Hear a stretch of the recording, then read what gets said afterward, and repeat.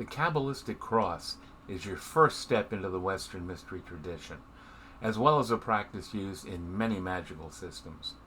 It has far more uses than most practitioners realize. Are you ready to refine your technique? Do you want to learn actual magic? Then welcome to the Actual Magic Academy.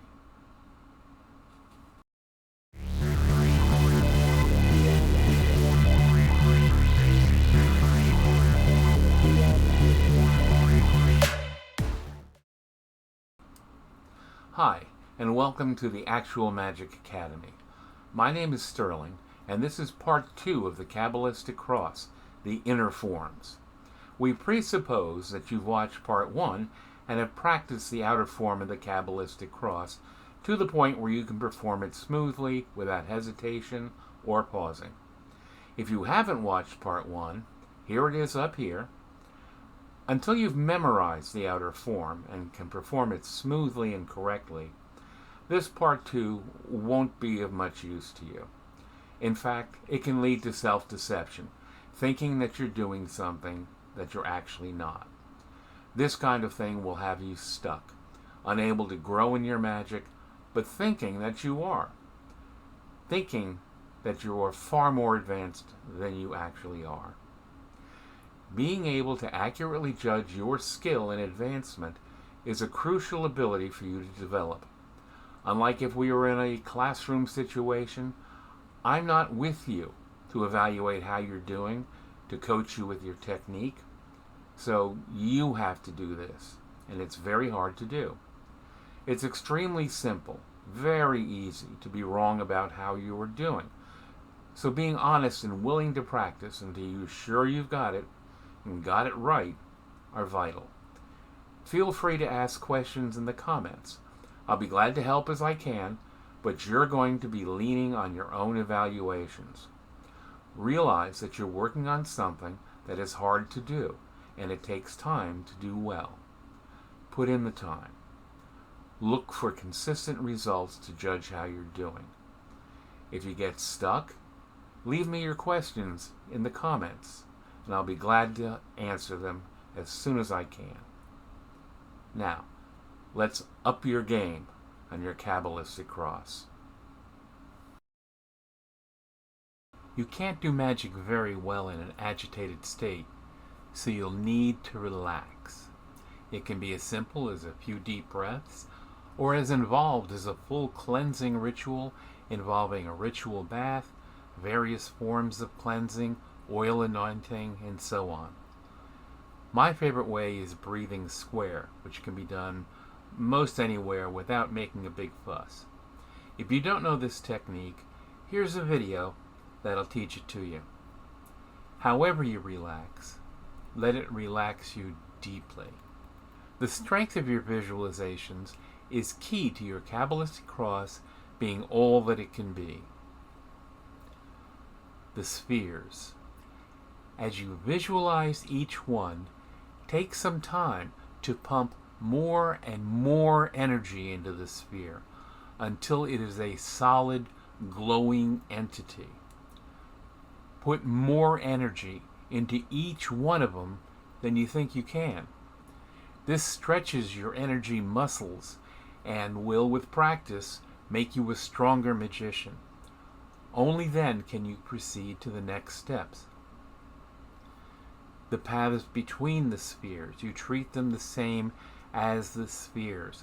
Add more and more energy to each as you form them, until they are a solid reality that you could hit them and they would ring out. Only then can you proceed to the next step, to the next visualization. Now, each of these visualizations need to be maintained throughout the entire ritual. You must keep them glowing and solid, all of them. Now, this will take a lot more energy than you're used to at this point, and a lot more focus. Expect this. It will get easier with practice as you build up your energy muscles and get stronger with your magic. Not only will you find that you can move more energy, but that you are better at moving energy.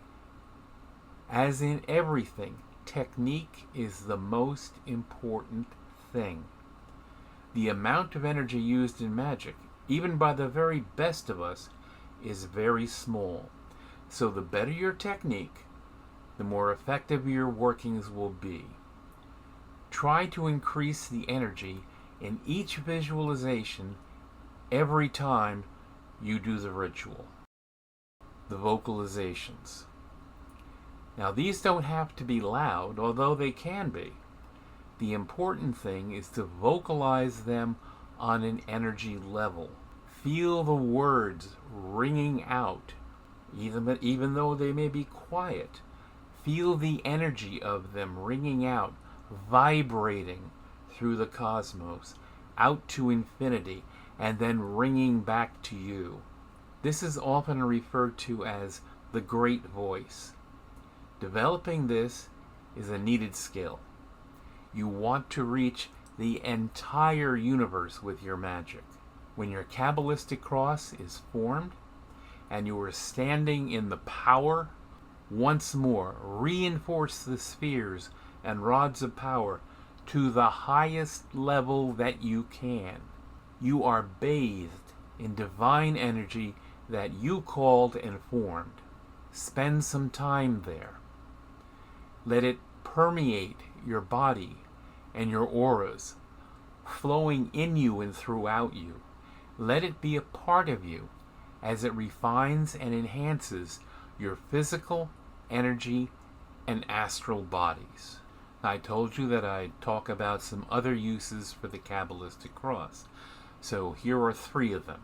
There are more. Number 1, it can be used to purify an area in preparation for further magical workings. When you reach the point in the Kabbalistic cross that you have your hands clasped together, separate and reach out with them as you vibrate the word Amen and push the energy out through the area that you intend to cleanse, filling this area with the perfect energy you've created. The area is purified. A second use for the Kabbalistic cross is blending group energies. One of the real tests of a working group is their ability to blend their energies into a harmonious gestalt for a common goal. Performing a group Kabbalistic cross simultaneously, everyone working together at the same time, where you're vibrating of the words together in a harmonious tone, and the blending of your auras as they expand throughout the course of this ritual will allow you to do this if all are desiring to do so. This way, the group's energy can be focused to a fine point on your working. And the third way we'll talk about how to use the Kabbalistic cross is in setting a certain tone or level of energy. Not every level or tone of energy is right for every working.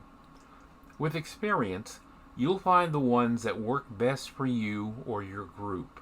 With the final vibration of the word Amen, separate your hands and bring them to the level you wish the energy to be tuned to.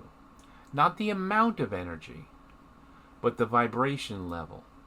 I personally use the physical level of my body's chakras to determine the vibration level.